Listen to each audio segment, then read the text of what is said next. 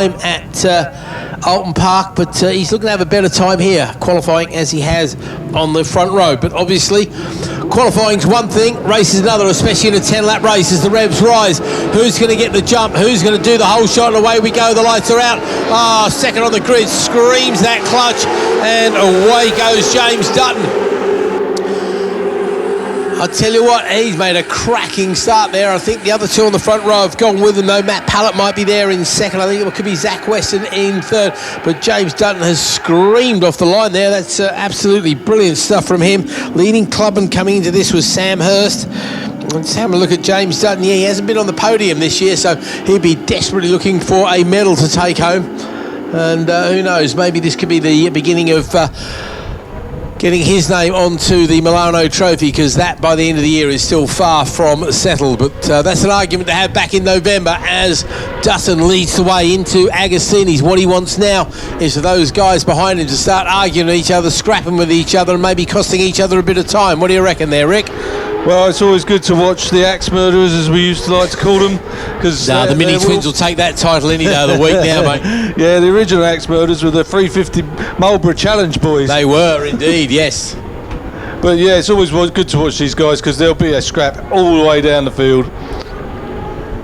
600s being what they are these days, such competent bits of equipment. They're remarkable. It's amazing that manufacturers have stopped making most of them now, of course. So yeah, something that confuses the hell out of me, to be honest. But it's the way it is. Yep, these things change. Things swap over.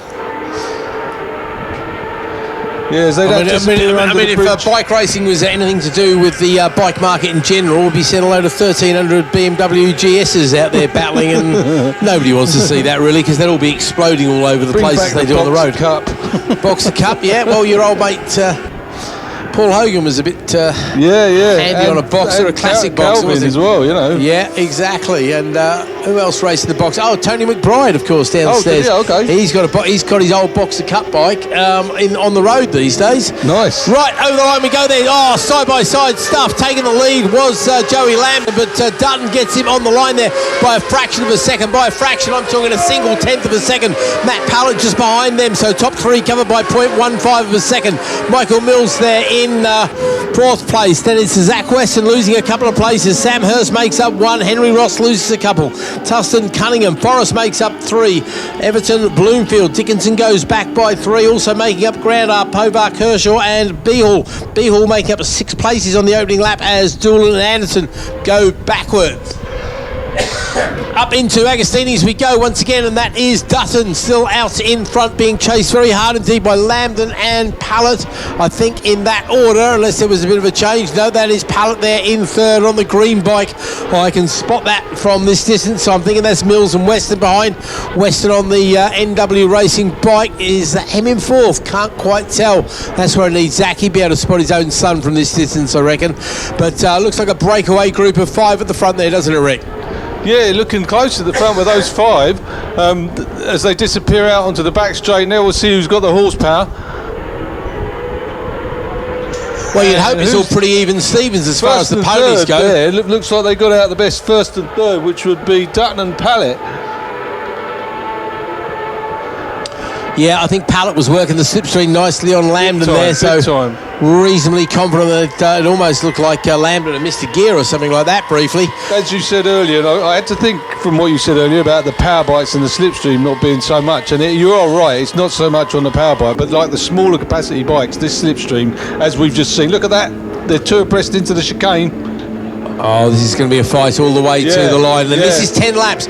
We saw at Brands Hatch, we were worried that it was going to turn into a 10-lap yawn fest, and the racing was some of the best we saw all day. And it looks like the 600s are doing exactly the same thing again, as this time it is Dutton leaving Lambden over the line there from Pallett, Weston and Mills. So a little bit of a change there. Weston was into 4th place. Hurst continues to lead the Clubmans ahead of Ross, Tustin, Cunningham, Forrest, Everton. No changes till we get right back down. As we're losing somebody on the screen there. Looks like Povar, unfortunately, Keith Povar, who we spoke to earlier, has had an issue there, unless it's just a transponder thing. but very hard to see them go past at this sort of pace, unfortunately, for Keith. That'd be a great shame if the lovable Northerner has gone missing as we watch the leaders come into Agostini's once again, and that looks done once more. There's been a shift of places, third to fourth, fourth to third, but they're all bunching back up again now. The gap that was there is disappearing, and it's now a 5-bike fight again.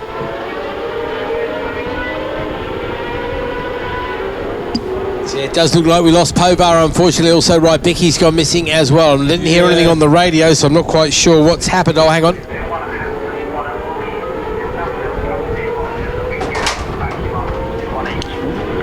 Okay, Hamilton Loggies, apparently we've got a couple of bikes down, so that I'm wondering if we're seeing Pobar and Rybicki down there, unfortunately.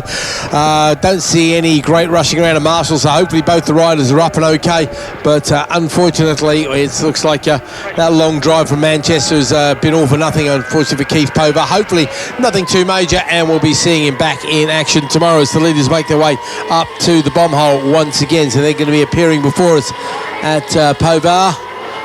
Oh, hang on. Yeah, it's a 1-2-3 at the moment, with a little gap to fourth and fifth, so there's been some fighting going on. Yeah, that is Keith Pobar at Oggies, and I think it might be okay for him to ride it back, so that's always good news. That's a good start as the leaders come across the line once again. We've got a change at the front there, as it is Matt Pallett, I can see, leading the way ahead now of Dutton, who did not have a good lap. Pallett, on the other hand, comes across to the 56.469, and that is around about a second and a half quicker than Dutton, who is now 7/10 back. Young Weston moves up as Joey Lambden goes back to there as well, so it's all chopping and changing, and we're only 3 laps into the race as Mills, Hurst, Ross, Tustin, Cunningham come across the line. Dickinson goes past on Bloomfield to move up a single place, but that's not a battle in class, Bloomfield being a clubman. But also Bloomfield better watch out, because Hickmott behind him is also a clubman, and he's only 3/4 of a second or so behind him. Andy Beehall up next. He's having a bit of a lonely race because he's 4 seconds back and 2.5 seconds ahead of Ansell, who's got Anderson and Doolan for a very close company with McMullen. Walker also right in the mix there. Vaughan also in that little tow. So as you were saying before, Rick, it doesn't matter where you are, as long as you've got somebody to play with, and here you can be just outside the top 15 and have half a dozen bikes to battle, which is always good fun, isn't it? 100%, mate, 100%. I just noticed that Pallett had got a bit. It's the biggest gap we've had, the 0.7, as we went over the start-finish line. Well, when we got through Agostini's, that gap had shrunk, and then it shrunk on the way out again. So, like, the gap here is, he's trying his hardest. I think he's losing a bit here, gaining a bit there. Be interesting to see what gap is when we come back round again. Oh, I'll tell you what, it looks like in the end of the first sector there is purple for Pallett, which indicates the fastest overall, but for Dutton it is a green, which means a PB. So the trouble is it could be fractions of a second difference. So I have actually seen somebody get like a fastest lap with 2 yellows. So it's all just a very, very kind of vague guidance to watch the leaders come around. I tell you what, no, I've got to say, Pallett looking pretty comfortable there in the front at the moment, isn't he, mate? Again, I think that might be his better part of the circuit, around the outside in the bit we can't actually see, unfortunately. Yeah. Yep, over the line they scream once again, and it's starting to spread out there. What was a few tenths of a second between them is now out to around about 3 seconds or so between the top 5. Closest battle between them really is for the second and also the 4th places.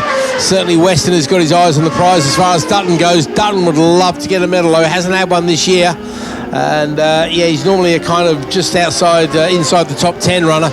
To be on the podium is a great start to the weekend. I bet he's one of those guys who probably wishes we were going for a 5-lap race, four 5-lap races instead of the 10-lap race.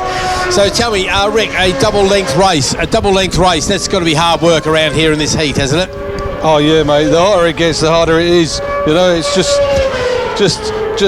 so tough, like, especially now with the infield circuit being heavy braking, lots of changes of direction. You know, it just adding another 5 laps makes it really tough. Just heard a bit of a problem there with one of the bikes on the track. The 212 machine apparently is going for a Sunday or Saturday afternoon drive. I think it was 212. He says, having a quick look, can't quite see that. 212 returning to Paddock. Okay, maybe we got the number mixed up or something. Oh no, it's Pallett. Sorry, it's the leader. Sorry, I'm looking too far down the order. It looks like Matt Pallett, unfortunately, has gone for the breakdown. he's touring, and he's sounds like he's pulled off out the back there at the end of the back straight. That's a real shame there, Keith, because he'd opened the gap out to 1.6 seconds. Mate, he was flying. He was looking to mount that championship challenge. As I said before, the thing with Matt was he came out of Brands Hatch. He won the first race of the year, picks up a couple of solid podiums, and he's fourth in the championship, and he was looking to make up some of those points and challenge the likes of Zach Weston, Michael Tustin, who don't think he's here today. Over the line we go then, and I'll tell you what, Dutton is the man in the hot seat as Weston gives it a bit of the doctor's dangle into Richie's, closes it down by an extra bike length or two, so very much a battle at the sharp end. Dutton and Weston going for the lead. Lambert and Mills arguing over that second or third place, I should say. They're all separated by literally 0.3 of a second. Henry Ross is there in fifth place. Henry's having a good ride, and it looks like we've got a bit of a battle in the Clubmans there, because Sam Hurst just ahead Michael Tustin again by 0.3 of a second. Seems to be a very popular gap at the moment. Reese Forrest is up next, and it's Cunningham, Dickinson, Everton, Bloomfield, Hickmont, Beehall, Anderton, Ansell, McMullen, Doolan, Walker and Vaughan. But Matt Pallett, how gutted would you be leading the race comfortably? And I dare say it's probably happened to you in your long experience where you've had a comfortable lead and all of a sudden DNF comes along. Not yeah, a I lot had of a fun, chain snap around here once and it just trashed my ignition system. Yeah. So of course the only thing that's positive about that breakdown from a spectator point of view is now we've got a two-way fight for the lead, Keith. It's true, actually. Yeah, you've got to take every cloud a silver lining and things like that, and we are only halfway into the race. So James Dutton will definitely be wishing it was a 5-lap race right now, I reckon. Yeah, he's 0.35 up at the line now, so the last time they came across, so we'll be interested to see how close it is on the next lap. Well, they'll be coming around Coram shortly. Dutton's just gone yellow in sector 1 with greens all the way behind him, so that gaggle behind him are pushing very hard indeed. And here we look, there's a challenge there at Coram. Here we go. I think this is on, this side-by-side stuff. Weston looking for it, the youngster going for it. Is he going to do him onto the brakes? No, he doesn't. But I'll tell you what, young Zach Weston, he loves the taste of champagne, even though he's about 3 years too young to drink the stuff.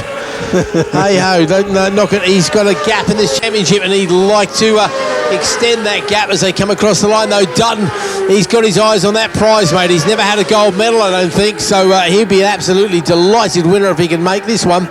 We'll wait and see. Lambden, Mills, Ross, Hurst, Tustin, Forrest, Cunningham. Over the line they all go. No great changes anywhere inside the top 10 as Dickinson comes across the line ahead of Everton. Top four's last lap times, Keith, they're all 0.2 of a second of each other. If this third and fourth can get up there in the next couple of laps, this could be a four-way fight. I tell you what, I'd love to see that. I'm not going to say it won't happen, but 1.7 seconds is a big old gap to gain over. I am an optimist, Keith. You are very much an optimist, mate. A big fight. Yeah, no, I know. That's why you got the job as a laundry service mechanic, wasn't it? Because you believed all the movies you'd watch as a kid. But no, you're right. 57.2, 57.2, 57.4, 57.4. The trouble is Lambden and Mills, just those couple of tenths slower. That all adds up over the course of the race, doesn't it, mate? That's right, there we go. Look, Dutton goes green in sector 1. Everybody else does apart from Weston, who goes yellow. But again, that could be literally a fraction of a second. Thousandths we're talking about. We're looking towards Corams once again. They're going to come back into our sight very shortly, and I imagine they'll be the two. Hopefully we're not going to see any back marker action. That's the thing we all dread. I know back markers can work for and against you, but generally it's not a good way to win a race, is it really? It gets very frustrating, back markers sometimes, doesn't it? Yeah, Rick? But it is what it is. You know, sometimes they work for you, sometimes they work against you. Okay, where's now? Is that our leaders coming? That's what I was just wondering. I'm just wondering there. I don't know if we lost somebody there. It's a little bit too far away to tell. I think we might have lost somebody. Too, isn't it? No. They can't be on back markers. No, here we go. This is Zach Weston, I think. Is it? We have. No, it's James Dutton. Sorry, it's James Dutton. He's over the line. Dutton is now leading by 2.8 seconds. Joey Lambden, Michael Mills, Henry Ross Weston. It is. He's dropped. Blimey, he must still upright. He's still in a good points position to score. But wow, the big winner on that lap, 57.0. So he's going very quick. Can't take anything away from him. He does have the fastest lap of the race, so pole position for the next race if he can keep this up. But James Dutton, what a fantastic effort from him. 2.8 seconds to the good. No, you're right. Thank you very much indeed, mate. We just spotted it way down the field of 56.469. And to be fair to Matt, he did a 56.579 the next lap. So clearly very fast, very consistent. But unfortunately, all right, you get pole position, but no points. So we're going to see what happens, whether his bike's fixed for the next one. Well, hopefully it's nothing major. He's got overnight speed, you know. Because these guys aren't out again today, so he's got 24 hours to fix. And that's why they got the 10 laps today, 5 tomorrow, 2 5s tomorrow.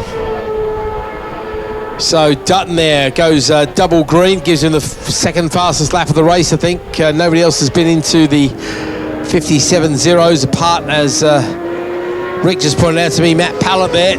Unfortunately, Matt pit lane Pallett. It'd be good actually if we can see Dutton get in the 56s, because if we can, then that means he's closer for tomorrow's race with Matt. Matt Pallett could do well. Be interesting to see, because you're right, if we could go with Matt Pallett, maybe get into those 50. We go back to this, what's it like leading a race? Well, clearly James Dutton's not having too many problems there, and again he's gone yellow, but you kind of expect that, you know. We're 70% into a race now, or 80% basically, as he goes across the line. But another 57.0, that's good, that's consistent. Consistency. And that's what it's all about. He's not backed off, and look at the distance he's putting into him.